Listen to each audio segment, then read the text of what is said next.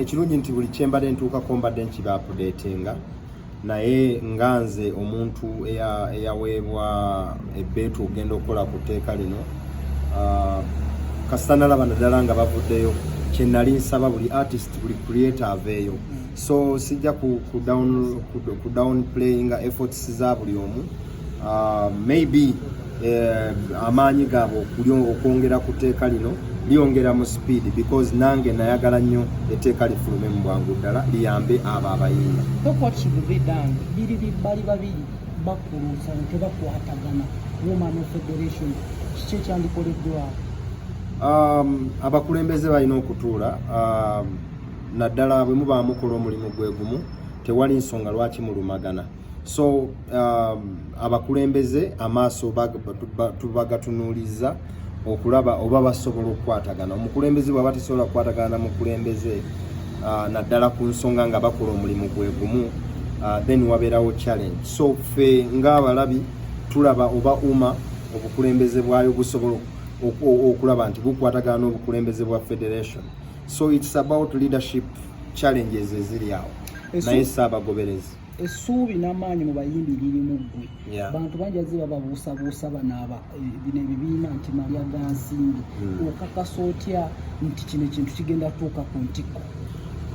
Of course bwe kinaabeeramu ensimbi nja kuzimanya kubanga ntuula akakiiko ka genda tewali kiyita kijja mu ministry ya genda ne kitayita mu kakiiko kange era nja kubeera whistleblower bwe wanaabeerawo ssente z'aba-creators zonna gavumenti ng'eyagala ozireleasinga nja kubeera emmundu emmenye okulaba nti siziziiza naye enkozesa yaazo nja kugibeera wakati to make sure that abantu tebakozesa maanyi ga numbers z'abantu ate bo baganyulwemu mu ngeri endala so nkyali mu muzannyo okulaba nti tewali azannyira kuba artist naddala nga gavumenti ereese ssente kubanga from nkirese lwatu budget lwetuuka mbabuuza art budget ya art yeruwa so sinti abali ebweru be balwana naye ne bogenda speaker akugamba art industry eri promoted now because eddoboozi lyayo lyafuna omuntu ali spearheading waggulu waawo.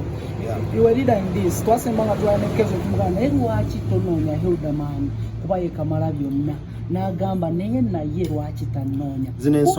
zino ensonga zisinga Kenzo zino ensonga zisinga Hildaman njogera ku art industry again ebaddewo omuliba legend njogera ku art industry egenda okubeerawo njogera ku industry y'abazzukulu baffe so ensonga zetukolako ziri beyond today kati for example twogera ku CRBTs naye mu myaka ndowooza ebiri ate tujja kuba tugenze ku kirala nga tuli ku stream nga omuntu alina kunoonya ssente za stream so bw'obeera ng'oli narrow minded ne weefaako leero nze seefaako nga Hildaman wabula nkuba picture ya industry nga bw'erina okutambula myaka 4 nga ngenze oba 5 nkimanyi olina pain naawe wali muyimbi naye bw'obeera nga for example oli musawo obanga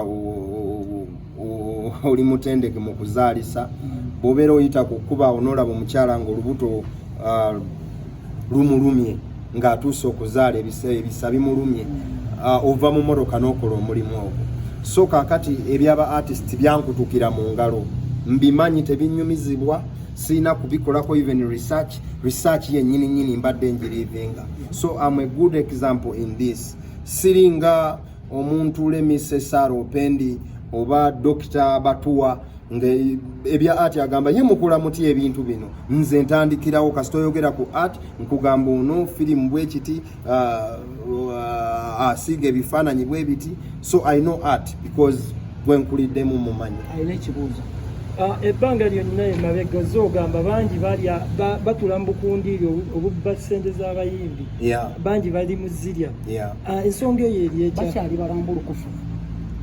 Of course industry efunye ekizibu nti eye asobola okwekulukusiza ku gavumenti afuna opportunity bw'aba asobola okumubilizinga numbers ne zimudde emabega numbers ezo ate n'azikozesa ye okuyisaawo ebibye naye this time round twagala gavumenti bw'eba eyiyiza naddala ba creators eyite mitendera nti ojje mu kakiiko ka genda tukubuuze sente ozitwala ogenda zikozesa ki. Twagala industry ekule, si bantu kukula, si individuals abakulembera ebibiina ebyenjawulo okukula, wabula art industry nti ne bwe tubeera tulese lemise tulese proposal ya billions, twagala okutumanyisa work plan oya gwe billions ezo zisobola kukyusa zitya industry, era twetaaga zireeta annually oba twetaaga one off nti billions tuleete billioni 5 oba twetaaga tuzireete mu mbeera, twetaaga work plan. So obukulembeze naddala obuli mu leadership bwe tutunuulidde,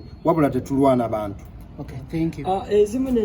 Copyright bw'ogireeta Bobi Wine ennyimba ze be banaazikuba yonna gye banaazikuba afunamu, toyina muziyiza. So copyright teyamba Bobi Wine yekka, teyamba Kiyaga yekka, teyamba Chameleone yekka, wabula eyamba buli muyiiya, provided Bobi Wine muyiiya ajjaganyulwa mu copyright.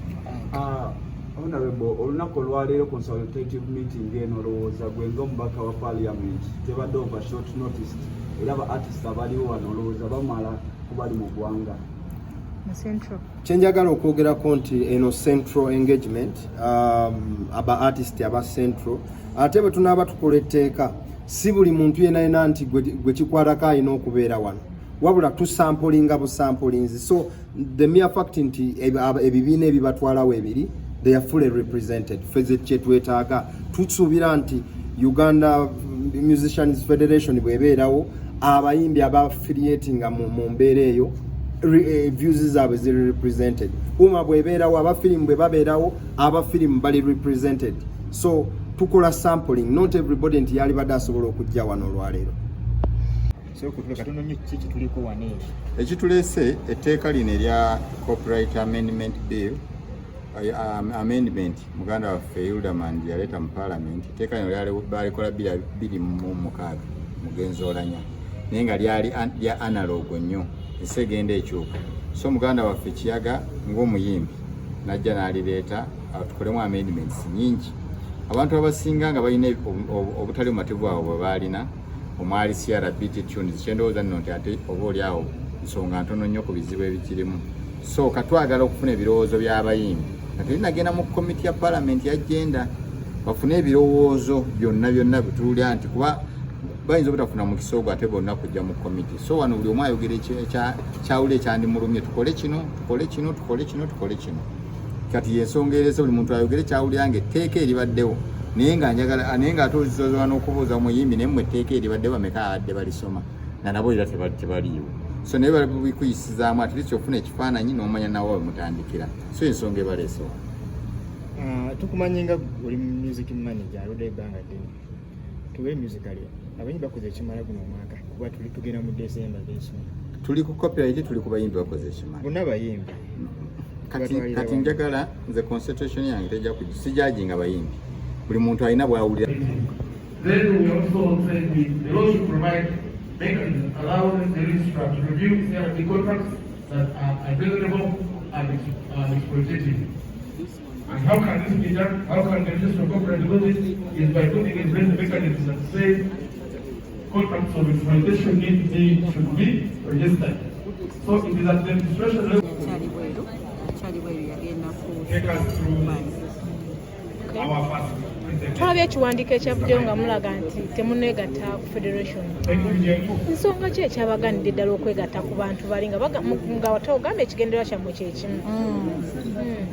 Ekiwandiiko twakiwandiise because omuntu omu yavaayo n'ayogera kati ate gwe bw'ogera ebintu nga tonnabituula mutola nti babeera bakuwayiriza but ffe kasita bakola bye balina okukola ffe tuliwo okubeera nga to respecting policies, processes and procedures as long as you follow that rightly tuba tuli available.